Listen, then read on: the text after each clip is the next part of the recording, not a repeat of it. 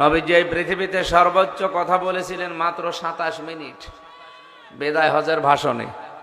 এই 27 মিনিটে তার এত তথ্যবহুল কথা ছিল, কিয়ামত পর্যন্ত মানুষের কোল কিনারা খুঁজে পাচ্ছে না। শুধু মুসলমান না, বিভিন্ন জাতি এই শব্দগুলো নিয়ে গবেষণায় আছে। কি বললেন এই 27 মিনিট? 27 মিনিটের কথা শেষ হচ্ছে না চিন্তা ভাবনা গবেষণায়, আর আমাদের 2 ঘন্টা 2.5 ঘন্টা হয়ে যায় মুসা নবীর কাহিনী বলতে। ও নিজেও বোঝে না, সামনে যারা ওরাও বোঝে না, খালি আন্দাজ সুবহানাল্লাহ পড়ি শেষ করে দেয়। বাড়ি যাওয়ার সময় যদি জিজ্ঞাসা করেন মুসা নবী কে ছিলেন, বলে এখনো চিন্তা করা লাগবে। না, এইগুলো ঠিক না ভাই।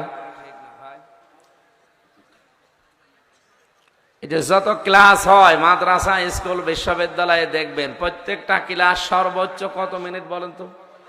45 মিনিট। 45 মিনিটের উপরে ক্লাস নেয় না, এটা সরকারি নিয়ম। কেন? স্যারদের মনে হয় যোগ্যতা নেই, এই কারণে ক্লাস নেয় না নাকি? আমার বিশ্ববিদ্যালয় মিশরের ডক্টর জিয়াদ স্যার, আরবি গ্রামারের স্যার, উনি যেভাবে কোরআনে কারিমের শব্দগুলো বোঝাতে পারতেন, 45 মিনিট না 45 দিনও যদি চলে যায় আপনি টের পাবেন না কি বলছে। অথচ সর্বোচ্চ 45 মিনিট পরে তার বের হয়ে যাওয়া লাগে, নতুন স্যার আসে। এই নিয়মটা সরকার বানিয়েছে এ কারণে, বিজ্ঞান গবেষণা করে দেখেছে মাথার ভেতরে যে যন্ত্রপাতিগুলো আছে কথা রিসিভ করার জন্য, একাধারে কথা রিসিভ করতে পারে সর্বোচ্চ 45 মিনিট। এরপরে যদি বেশি চাপ দেন আগেরটা ভুলে যাবে, পরেরটা আবার যোগ হবে। আমার এ কাজ করার দরকার আছে।